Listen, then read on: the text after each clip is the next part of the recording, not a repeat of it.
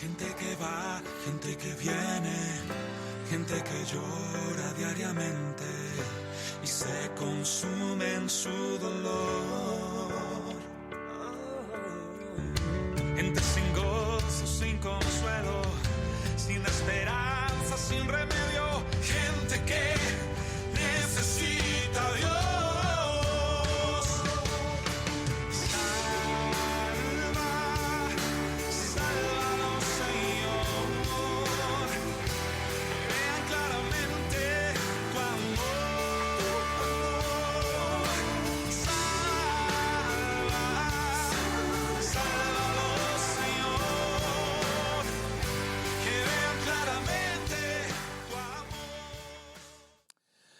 Hola queridos amigos, bienvenidos a Sálvalos, su programa favorito. Hoy es nuestro programa número 110 y estamos encantados de tenerles al otro lado para compartir esta hora que tenemos por delante con nosotros. Estamos felices, saben que para nosotros los niveles de audiencia no es lo importante, lo más importante son ustedes y el deseo de nuestro corazón es que hoy Dios les bendiga, que hoy lo que van a ver, van a oír, que sea importante para sus vidas.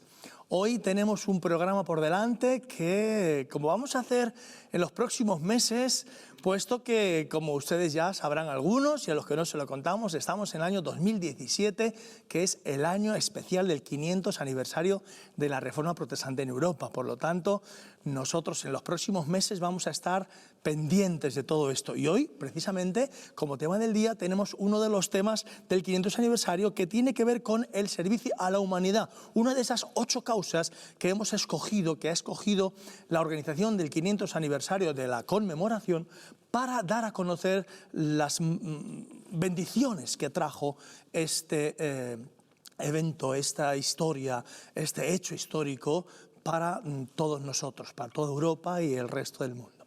Así es que hoy hablaremos de eso con nuestro invitado especial. Además tenemos, como siempre, a nuestro querido Antonio, que él nos va a hablar en su sección Evangélicos en el Mundo, una mirada internacional. Él va a compartir con nosotros algo tremendo de lo que está ocurriendo, como ustedes saben. Y además hoy tenemos vamos a intentar ponerles algún vídeo de alguna música que seguro que les va a gustar y que va un poco acorde con lo que queremos compartir al final con ustedes en ese mensaje de salvación que traeremos.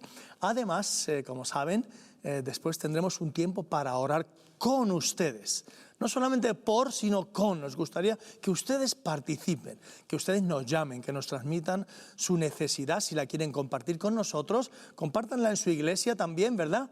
Pero si no van a ninguna iglesia evangélica, quieren compartirla con nosotros, estamos a su disposición para orar juntos al final y también oraremos por aquellos que están pasando por una necesidad de enfermedad física. Así es que vamos a ir adelante con el programa. Este que les habla es Manuel Cerezo, pastor de la iglesia Las Águilas, en el barrio del mismo nombre, por la zona de Aluche. Les invitamos cordialmente a pasarse por allí, a conocernos, a ver cómo es una iglesia evangélica, a disfrutar de la alabanza. A nosotros nos encanta la alabanza, nos gusta alabar a Dios. Y nada, pueden venir en esos horarios que les enseñamos en las pantallas y disfruten con nosotros, conózcannos y vengan ahí a ese lugar que ustedes están viendo.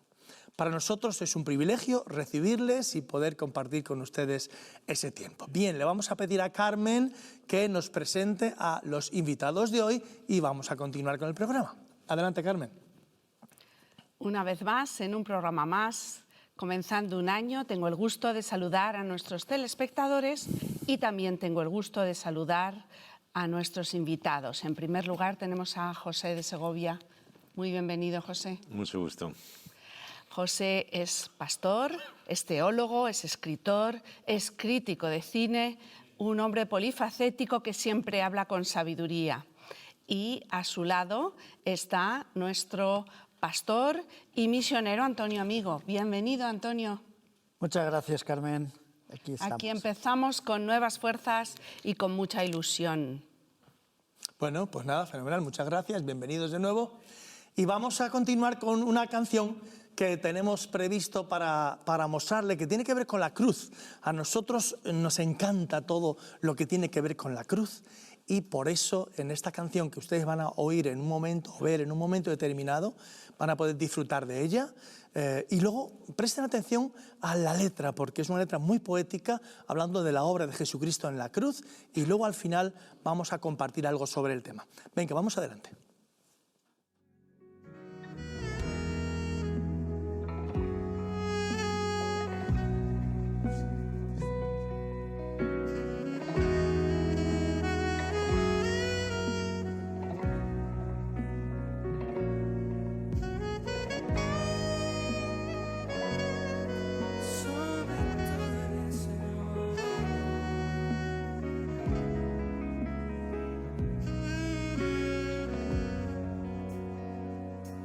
Sobre todo, reino y poder, sobre la tierra y toda la creación, sobre el hombre y todo su proceder. Tú eres Dios desde la eternidad. Sobre naciones y autoridad y maravillas que el mundo conoció, sobre riquezas y todo su esplendor, nada se compara a ti.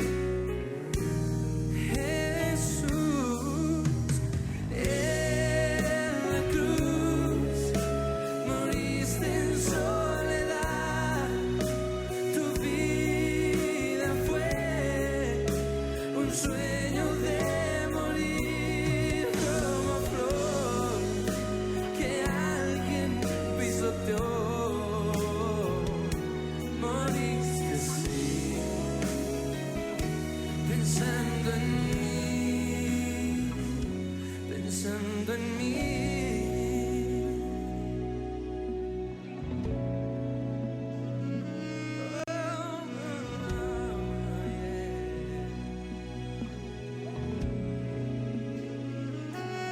Sobre todo, reino y poder, sobre la tierra y toda la creación, sobre el hombre y todo su proceder. Tú eres Dios desde la eternidad, sobre naciones y autoridad y maravillas que el mundo conoció, sobre riquezas y todo su esplendor, nada se compara a ti, Jesús.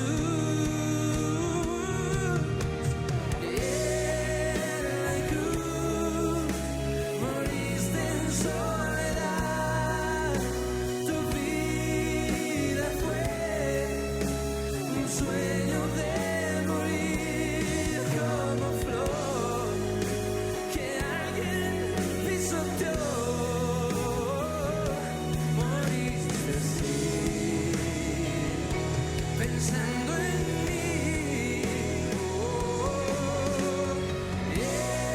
en la cruz, tu vida fue un sueño de morir como flor que alguien pisoteó. Moriste así. Pensando en mí.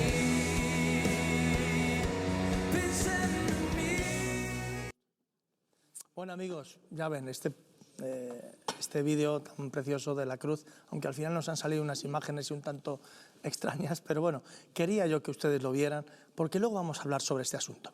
Vamos a pasar a nuestra siguiente sección, Evangélicos en el Mundo, una mirada internacional, con el pastor y misionero Antonio Amigo. Adelante, Antonio. Muchas gracias, Manuel. Dos historias muy interesantes y un triste recordatorio. La primera historia se refiere a Carlos, un nombre ficticio, un hombre que no negó a Cristo, aun siendo torturado terriblemente por el autodenominado Estado Islámico. Fue colgado boca abajo, recibió descargas eléctricas, fue golpeado, atado con alambres de púas, le echaron sal en sus heridas, aún así no negó a Cristo. Esto pues ocurrió en Mosul, en esta ciudad que en estos días hay una batalla encarnizada por liberarla. Por negarse a negar a Cristo, un hombre fue atado en el techo de una celda y torturado con clavos y alambre de púas por militantes del Estado Islámico. La historia de Carlos, que por supuesto pues no es su nombre real por razones de seguridad, ahora vive como refugiado en Jordania, fue compartida por misioneros de la organización Christian Aid Mission. Cuando el Estado Islámico invadió Mosul en 2014, el grupo dio a los cristianos 4 alternativas, 4 opciones: salir de la ciudad, convertirse al Islam, pagar una cuota de protección, la temida jizya, o ser asesinado. Cuando Carlos se negó a cumplir con los requisitos del Estado Islámico, los terroristas lo llevaron a un lugar desconocido y lo colgaron boca abajo, pero solo sujetado por una pierna. Me torturaron, dice, con descargas eléctricas. Me golpearon con palos, con clavos clavados y me ataron con alambre de púas, dijo. Ellos pusieron sal a mis heridas y yo gritaba por el dolor tan intenso. La tortura continuó hasta que Carlos fue llevado ante un tribunal donde un juez le dijo que tendría que convertirse en musulmán para mantener su vida a salvo. Me negué, dijo Carlos, y dije, si muero moriré orgulloso porque yo soy cristiano. Le dijo al juez, quien respondió, usted será ejecutado el 26 de septiembre. En ese momento lo llevaron a las afueras de Mosul para ser asesinado. Sin embargo, antes de la ejecución, un superior había recibido órdenes de dejar a Carlos allí mismo. Bueno, los militantes de este grupo terrorista lo golpearon y lo arrojaron de su coche. Traté de caminar, dice, pero después de un tiempo mis heridas me hicieron caer y perdí el conocimiento. Dijo, cuando Carlos volvió en sí, se dio cuenta que estaba en un hospital de Kirkuk, el noreste de Irak. Ellos dijeron que no podían tratar mi pierna en Irak y que tendrían que amputársela.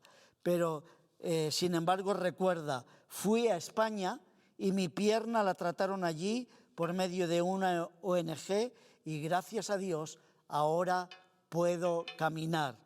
Muy interesante la historia de Carlos, otros tristemente han sido ejecutados.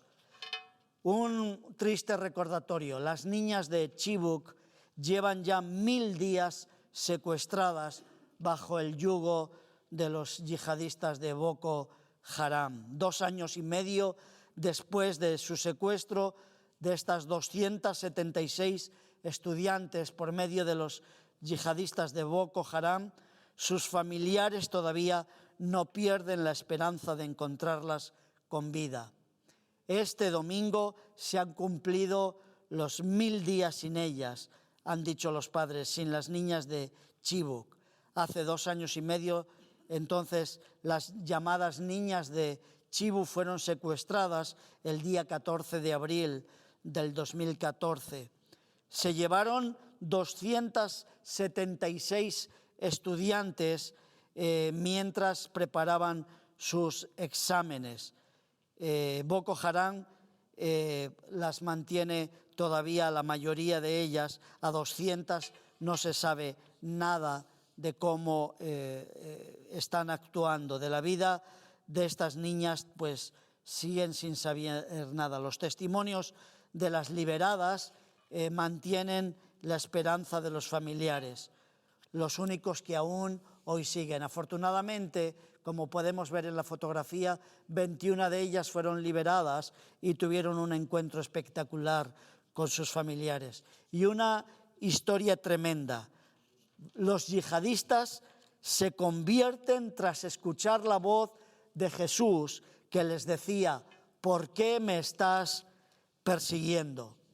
Escucharon a continuación diciendo lo que Jesús les anunció: yo vine al mundo no para destruirlos, sino para salvarlos.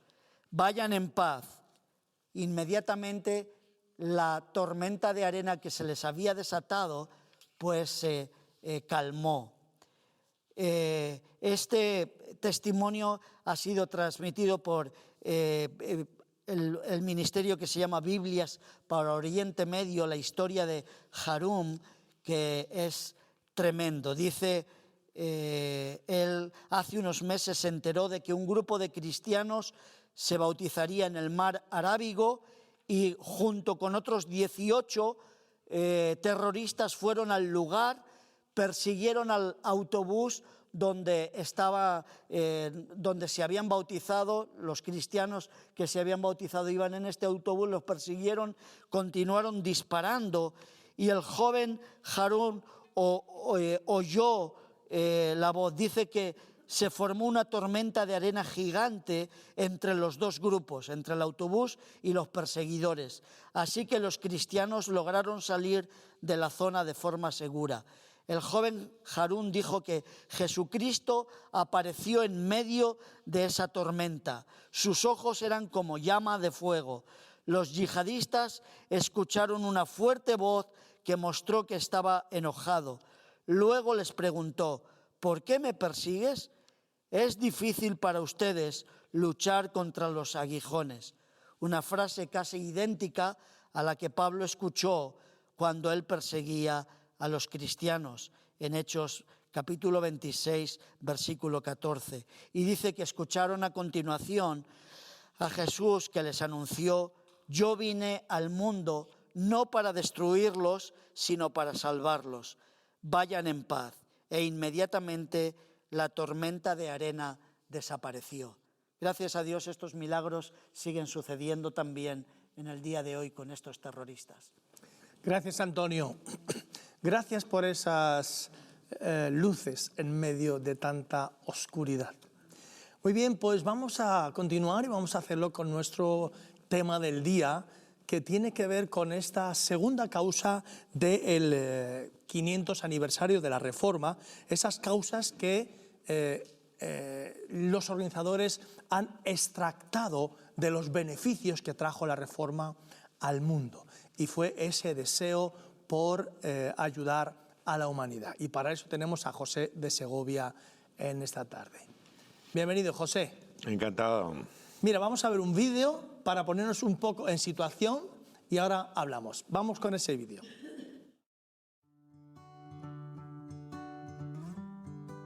¿Sabías que Henry Durant, el fundador de Cruz Roja, era protestante? También lo fueron otros como Martin Luther King Jr., Desmond Tutu y Albert Schweitzer. Todos ellos, premiados con el Premio Nobel de la Paz, dedicaron sus vidas al servicio de la gente más necesitada.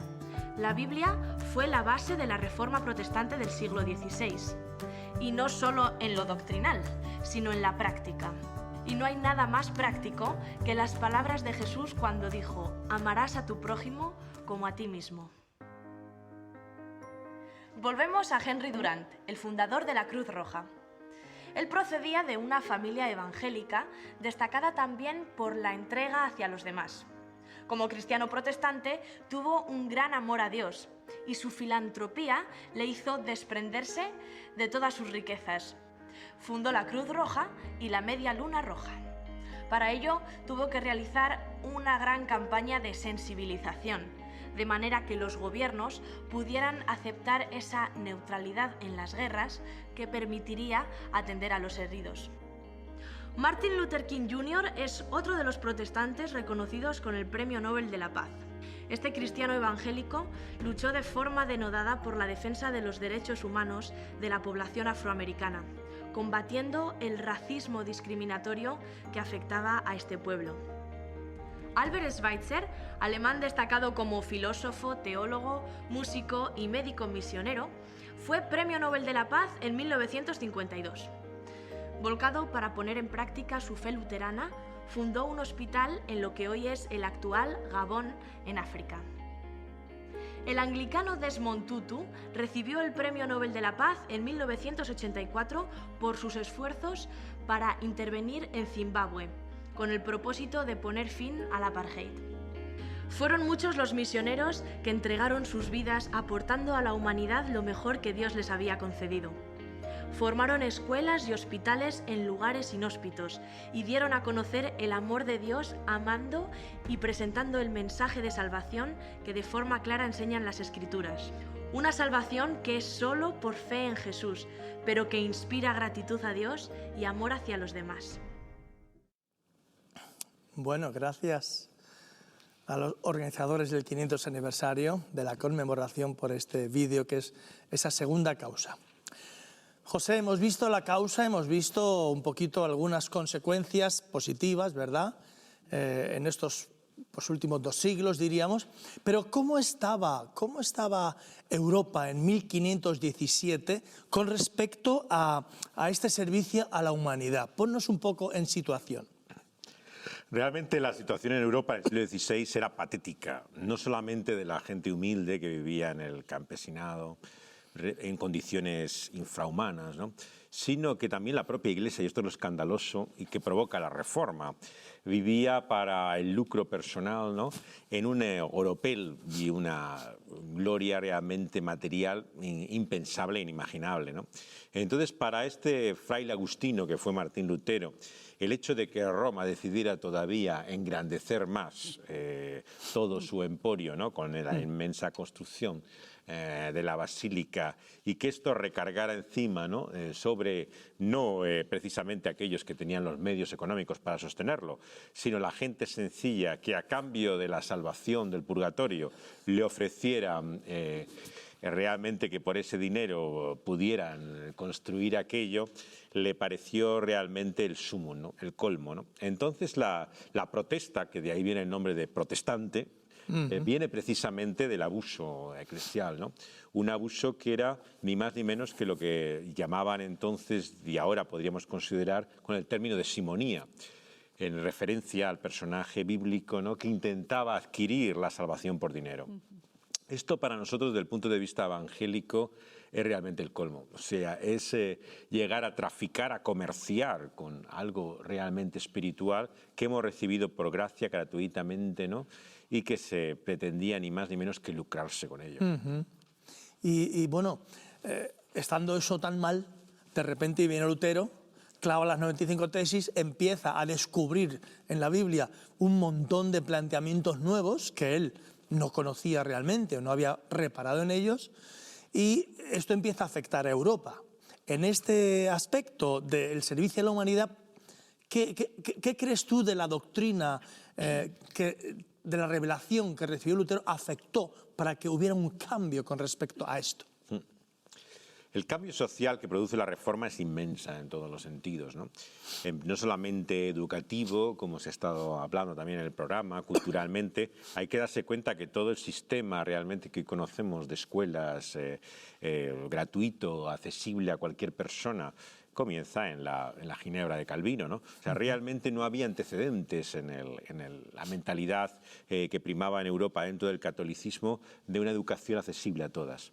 Pero luego, digamos, todo lo que significa el servicio de misericordia, ¿no?, el cuidado de los pobres, el aspecto realmente de responder a las necesidades materiales, vemos que es enormemente motivado, ¿no?, por la visión que hay, ¿no?, de que la Iglesia no es ese clero privilegiado y los señores que vivían todavía en ese estado feudal, sino que era cada creyente. El sacerdocio de todos los santos, ¿no?, implica también un sentido de responsabilidad, ¿no?, del uno para con el otro, y que hacía que no fuera su situación económica, su nobleza o posición social la que hiciera merecedor realmente de la ayuda. En ese sentido vemos cómo una y otra vez, ¿no?, la reforma va a repercutir también socialmente en una conciencia de que la ayuda al otro no ha de ser motivada por los méritos que tiene. Y aquí tenemos que tener en cuenta la idea central que hay en todos los reformadores de la gracia. La gracia es el favor inmerecido de Dios por el cual uno no recibe lo que merece, ¿no? Entonces la gracia es la que te permite entender que la persona no ha de ser ayudada o cuidada por los méritos que ella tenga. Eso se ve tanto en el trato misericordioso, ¿no?, por aquel que es culpable, ¿no?, de delitos o que de alguna forma tiene responsabilidad en ello, sino para con todo individuo también, ¿no?, que igualmente todos estamos ante esa misma posición de Dios frente a su juicio, y Dios nos muestra su gracia, su misericordia gratuitamente, libremente, ¿no? Y en ese sentido vemos que la misericordia, la gracia, se convierte en la motivación fundamental, ¿no?, esa Iglesia reformada, que va a llevar también a una sociedad en la cual se busca que esa gracia sea también la que dirija y presida todas las relaciones. Ajá.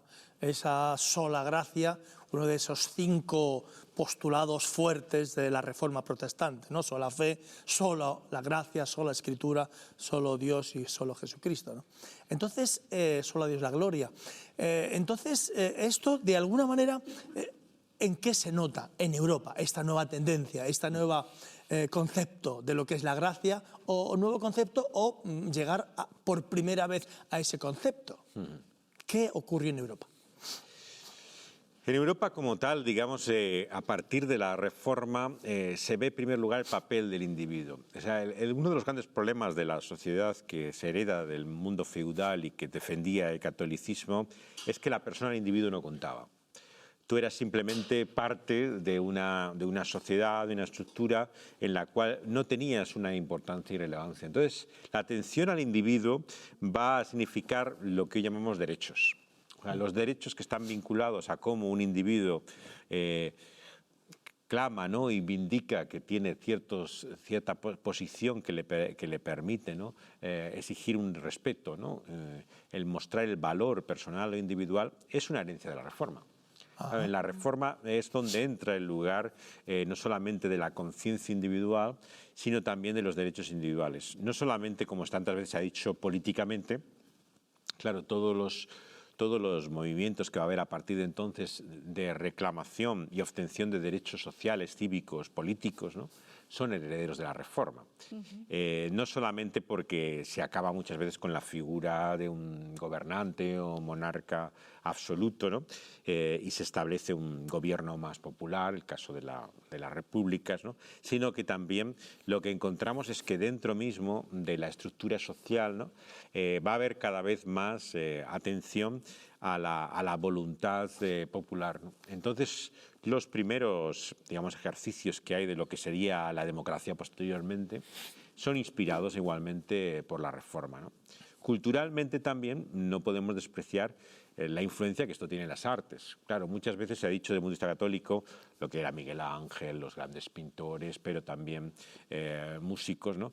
Pero claro, ¿quién reforma toda la música medieval, ¿no?, renacentista, y la convierte realmente en lo que hoy conocemos modernamente?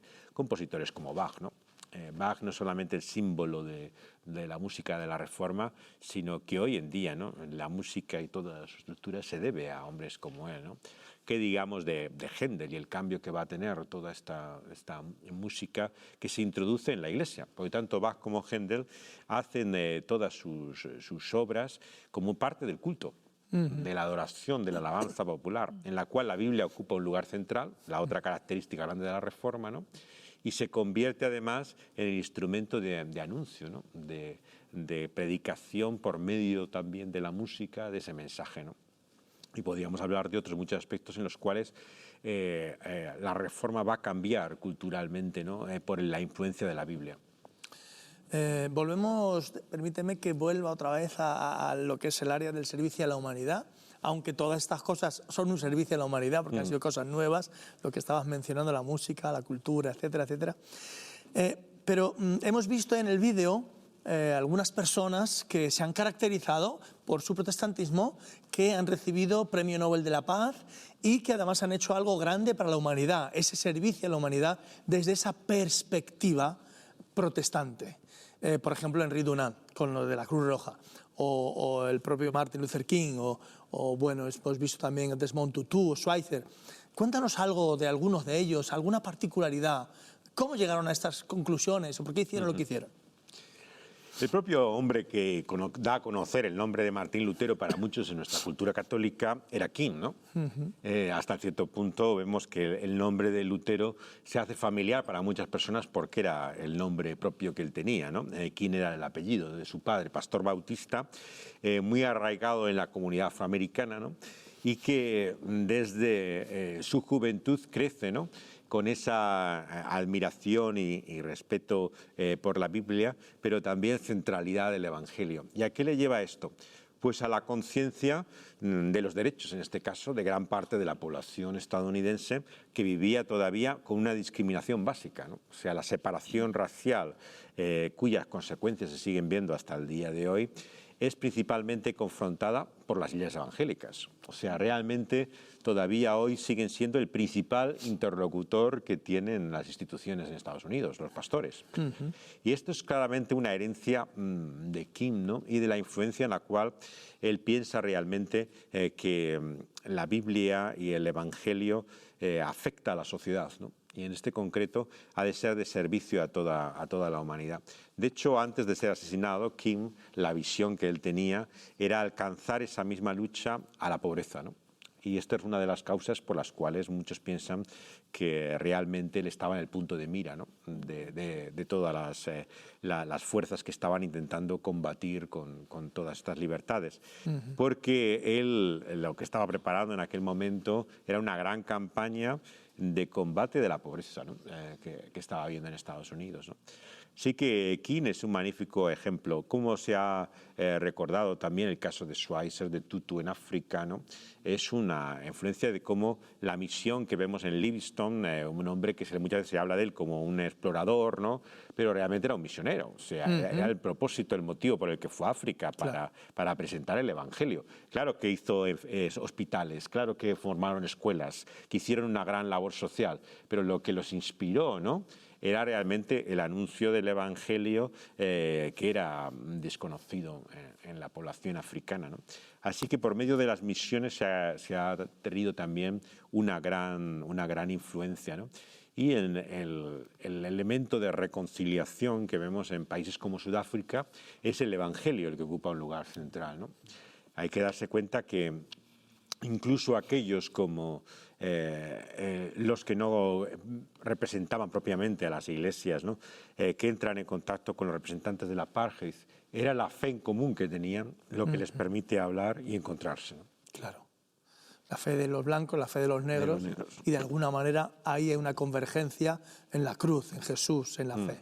Fenomenal. Bueno, la verdad es que nos encantaría seguir hablando, pero no nos queda tiempo.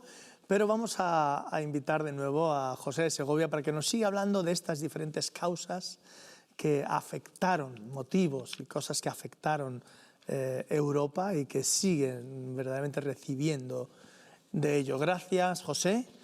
Me gustaría que volvieras el mes que viene, así que a ver si encontramos un día y vuelves, ¿de acuerdo? Con mucho gusto. Bueno, amigos, pues nada, llámenos, estamos esperando sus llamadas, tenemos un tremendo equipo al teléfono esperando que usted llame y que usted se ponga en contacto con nosotros, nos cuente desde dónde nos llama, si le gusta el programa, alguna observación o alguna carga o problema o situación o enfermedad que quiera compartir con nosotros para orar luego juntos. Así es que vamos a pedirle a Carmen ya también que ella haga su reflexión sobre el tema del día. Así es que adelante, Carmen. Una de las características primordiales de la Reforma es la vuelta a las Escrituras y, como nos ha dicho hoy José de Segovia, la oportunidad de tener un acceso personal a la realidad divina y, por supuesto, a la palabra de Dios. Eso me hace recordar una persona de la cual se habla en el Salmo 1, versículos del 1 al 3. Vamos a leerlo. Dice así el Salmo 1, versículo 1. Bienaventurado el varón que no anduvo en consejo de malos, ni estuvo en camino de pecadores, ni en silla de escarnecedores se ha sentado, sino que en la ley del Señor está su delicia, y en su ley medita de día y de noche. Será como árbol plantado junto a corrientes de aguas, que da su fruto a su tiempo y su hoja no cae, y todo lo que hace prosperará. Bueno, aquí vemos a una persona que se deleita no solamente en cumplir, sino también en conocer la palabra de Dios. No es un cumplimiento religioso, es un deseo, es un anhelo de conocer para deleitarse en la palabra de Dios. La palabra mencionada aquí o traducida por meditar significa literalmente rumiar. Es decir, volver a saborear, volver a masticar para sacarle todo el jugo y todo el contenido. Así es lo que hace esta persona con la palabra de Dios. ¿Qué ocurre cuando así se hace? Pues la consecuencia de esta vuelta a las Escrituras es una vida inspirada por la sabiduría de Dios y motivada por el carácter de un ser supremo que no solo es santo, sino también amoroso. Y bueno, pues ese ser nos motiva al estudioso de la palabra de Dios a seguirle, a amarle y a servirle. Vemos aquí que Dios, por su parte, define a este tipo de persona que tiene deleite por la palabra de Dios, lo define como un árbol plantado junto a aguas limpias, aguas vivas, aguas frescas, es decir, el agua de la presencia de Dios. Ese árbol que da buen fruto y permanece, Dios lo llama un buen árbol y vemos que es una persona inspirada. Vamos a ver qué pasa con el fruto. Vamos a ir ahora solamente para leer un versículo en el profeta Ezequiel, capítulo 47, versículo 12. Habla una vez más del río y en este lugar de árboles. Dice así, versículo 12, y junto al río en la ribera, a uno y otro lado, crecerá toda clase de árboles frutales. Sus hojas nunca caerán, ni faltará su fruto. A su tiempo madurará, porque sus aguas salen del santuario, y su fruto será para comer, y su hoja para medicina. Ese fruto no faltará de esos árboles. Es un buen fruto porque trae alimento al necesitado. Es un fruto bueno porque madura a su tiempo, porque se alimenta el árbol de las aguas del santuario, de la presencia de Dios. Además, las hojas de esos árboles son para medicina, para la sanidad de las naciones.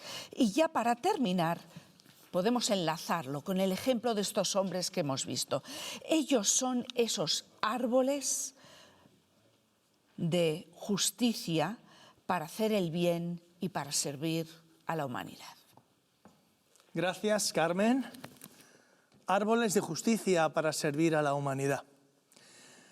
Buen final. Carmen, me sirve para hablar de lo que yo quiero compartirles. Jesús dijo de sí mismo en un momento determinado, en la Escritura dice, nadie tiene mayor amor que este, que uno que ponga su vida por sus amigos. Obviamente, cuando él dice estas palabras, estaba pensando en él, porque él después dice, yo no he venido para ser servido, sino para servir y dar mi vida en rescate por muchos. Yo les he hecho ver este vídeo antes y escuchar sobre la cruz. y hablaba de ese mensaje, de esa obra en la cruz, que Jesús, como una flor pisoteada en un jardín, Él pagó el precio y sufrió por nosotros. Jesús contando una historia sobre el buen pastor. Dentro de esa historia, después de haber hablado que el buen pastor da su vida por las ovejas y dice que el asalariado, el que no es pastor, ve venir al lobo y huye y se va porque no son suyas las ovejas, y Jesús haciendo ese símil de que nosotros somos sus ovejas, pero Él quiere traerlas al redil. Porque no es suficiente que usted y yo seamos ovejas, criaturas, creación de Dios. Es necesario venir al redil de Dios, al redil de su palabra, al redil de la salvación. Y entonces Jesús termina esta historia, la pueden leer en Juan capítulo 10, diciendo: por eso me ama el Padre, porque yo pongo mi vida para volverla a tomar. Y nadie me la quita, lo dice claramente. Hay gente por ahí que dice que, bueno, a Jesús le mataron los judíos, y que le mataron los romanos. No, queridos, a Jesucristo no es que le matara a nadie. Jesucristo entregó su vida voluntariamente, porque Él dice: nadie me la quita, sino que yo la pongo por propia voluntad. Y tengo poder para ponerla y tengo poder para volverla a tomar. Los judíos y los romanos fueron simplemente un instrumento utilizados para cumplir el propósito, el proyecto de Dios para salvación de la raza humana.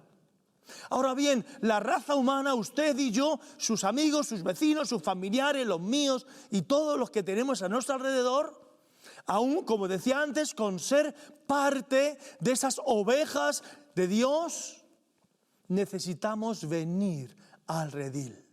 Y Jesús, con su muerte en la cruz, está diciendo: venid a mí, venid al buen pastor que da su vida voluntariamente por las ovejas. Si Jesús no hubiera muerto en la cruz, queridos amigos, esto que estamos hablando hoy no serviría para nada. Si Jesús no hubiera muerto en la cruz, no habría salvación del ser humano. Si Jesús no hubiera muerto en la cruz, no hubiera derramado su sangre, no hubiera ofrecido su vida en sacrificio por nosotros, el mundo cristiano no tendría ninguna razón de ser. Porque el propio diablo hubiera dicho a Dios: Dios, no has cumplido tu palabra, tú no eres un Dios que cumple su palabra. Porque tú has dicho que es necesario que para que haya perdón de pecados tiene que haber derramamiento de sangre, tiene que haber muerte, sacrificio, derramamiento de sangre. Y eso es lo que Jesucristo hizo en la cruz para cumplir el proyecto de Dios y para cumplir la ley de Dios y para cumplir la palabra que Dios había dado desde el principio. Y le aseguro que el diablo estaría diciéndole: no cumples, no cumples, no cumples. Pero en Cristo dice la Escritura que se halló en Él sin pecado, sin engaño en su boca, porque Él era la perfección y tenía que morir como un cordero sin mancha y sin contaminación, como estaba prescrito en los sacrificios de los que habla en el Antiguo Testamento. El proyecto de Dios se viene gestando ya desde el primer día en que el hombre desobedecía a Dios en aquel huerto que relata el Génesis, y desde aquel momento Dios comienza un proyecto que termina en Jesucristo, en el aspecto de nuestra reconstrucción de nuestra relación con Dios que se rompió en aquel Edén. Y Dios reconstruye nuestra relación a través de Jesucristo.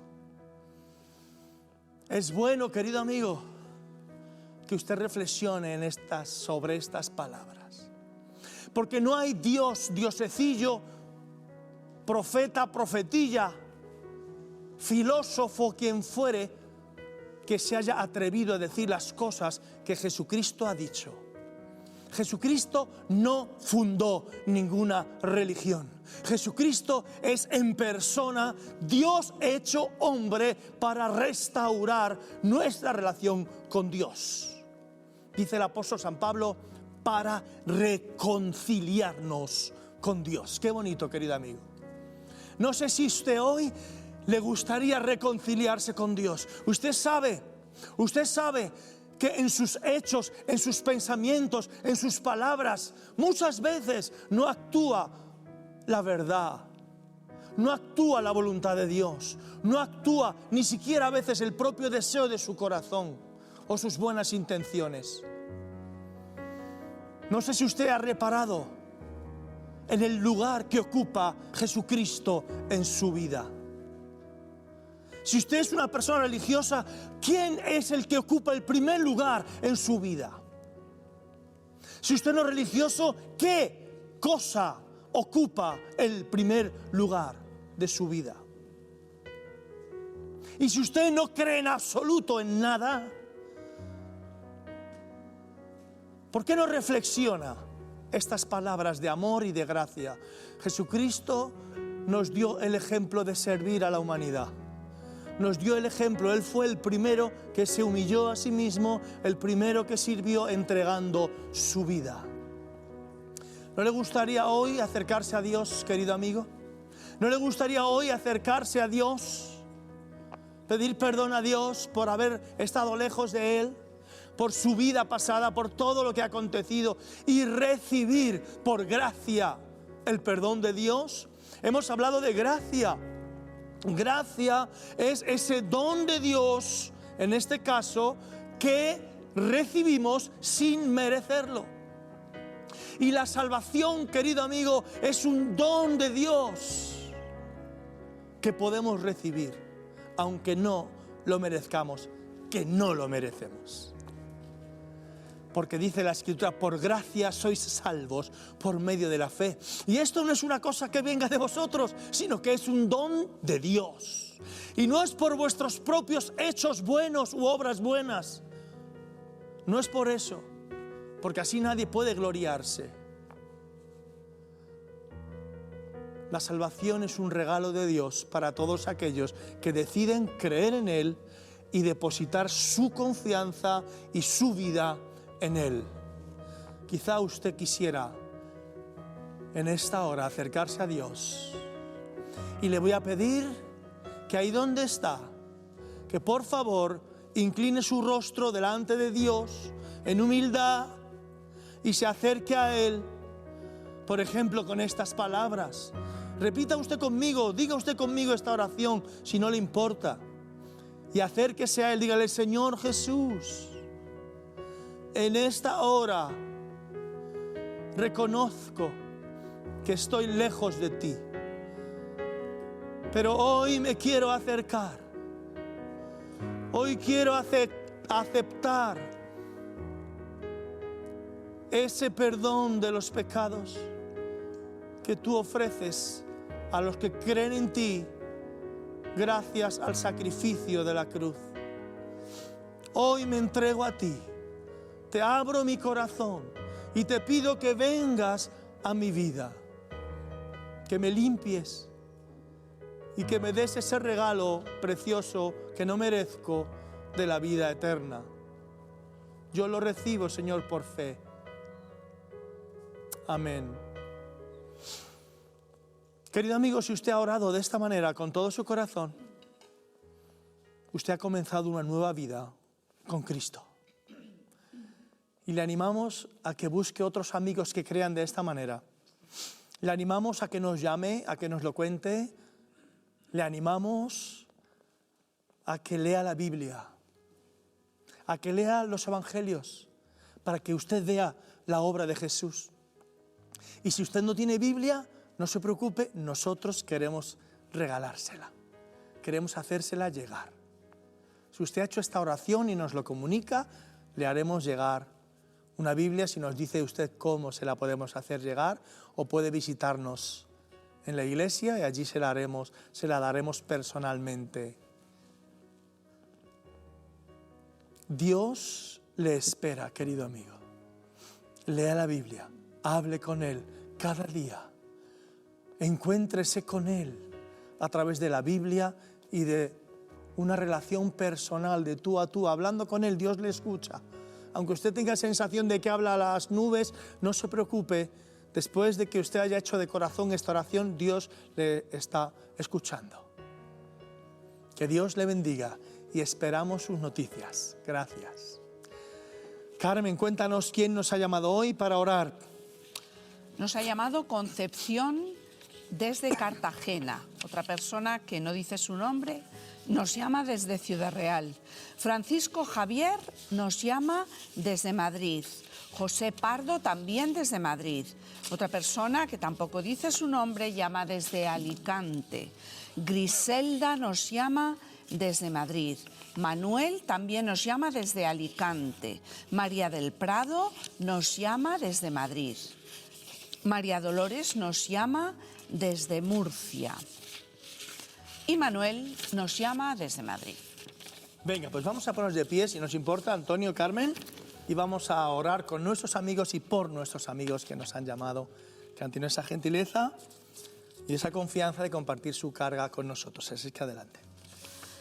Señor, te damos gracias por esta persona de Ciudad Real. Bendecimos su vida, te damos las gracias por su matrimonio. Oramos, Señor, que tú vengas con agua fresca, con tu visitación y restaures esa relación. Bendice, edifica y renueva esa relación y esa confianza entre los cónyuges. Amén. Bendecimos también su iglesia y nos unimos a su petición de que tú la avives, que tú visites esa iglesia en el nombre de Jesús. Amén. Amén, amén, amén. Señor, te damos gracias por la vida de Concepción, Señor, por su llamada, y nos unimos en oración con ella por la iglesia perseguida, por tus hijos que están siendo perseguidos en tantos países del mundo. Señor, oh Dios, toca tú los corazones, Señor, como hemos escuchado en el día de hoy, aún de los terroristas que les quieren ejecutar. Oh Dios, vuélveles hacia ti, Señor, y que te puedan conocer. Pero gracias, Señor. Oramos con nuestros hermanos que están sufriendo persecución, para que en ese momento de prueba tú les des esa gracia, esa ayuda de tu Espíritu Santo, para que puedan permanecer fieles a ti, Señor. En el nombre de Jesús. Amén. Amén, amén. Y ahora, querido amigo, yo le voy a rogar que usted, con la fe que tenga, no se preocupe, con la fe que usted tenga en este momento, que ponga su mano ahí donde está la enfermedad. Y con confianza en que Dios puede sanarle, vamos a orar juntos. Ponga su mano ahí donde está la enfermedad y vamos a orar juntos al Señor. Como Jesús oró por tantas personas, a veces reprendió la enfermedad o a veces hizo cosas, declaraciones sobre esa enfermedad, etcétera, etcétera.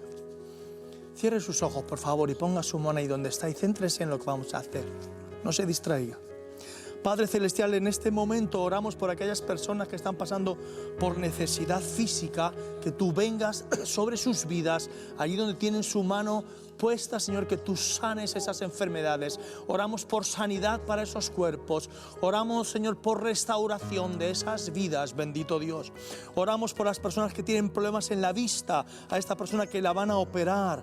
Señor, en el nombre de Jesucristo, que tú bendigas, si la van a operar, que bendigas esa operación y que salga todo perfectamente.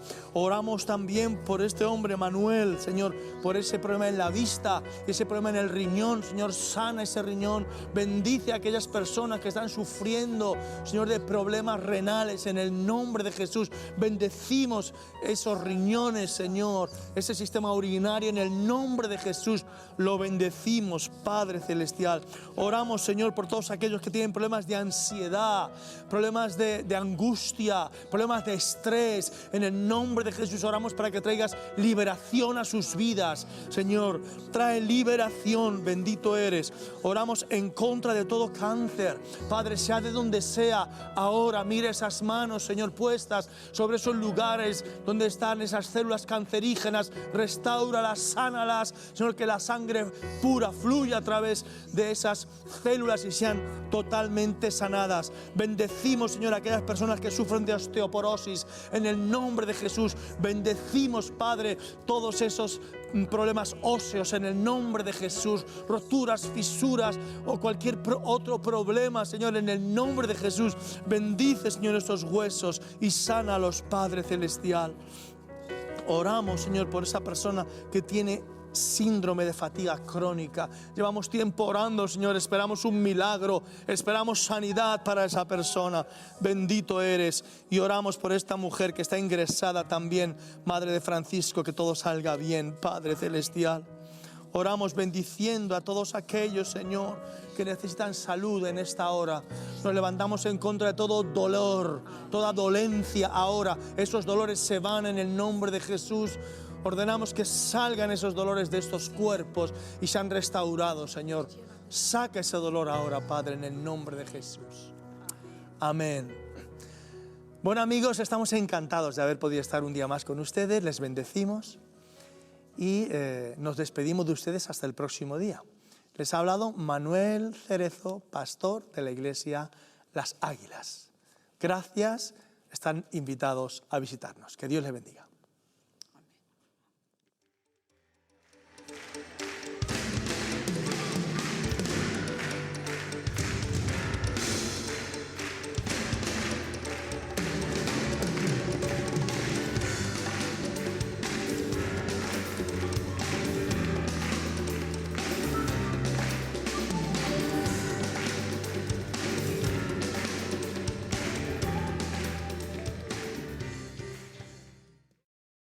Gente que va, gente que viene, gente que llora diariamente y se consume en su dolor.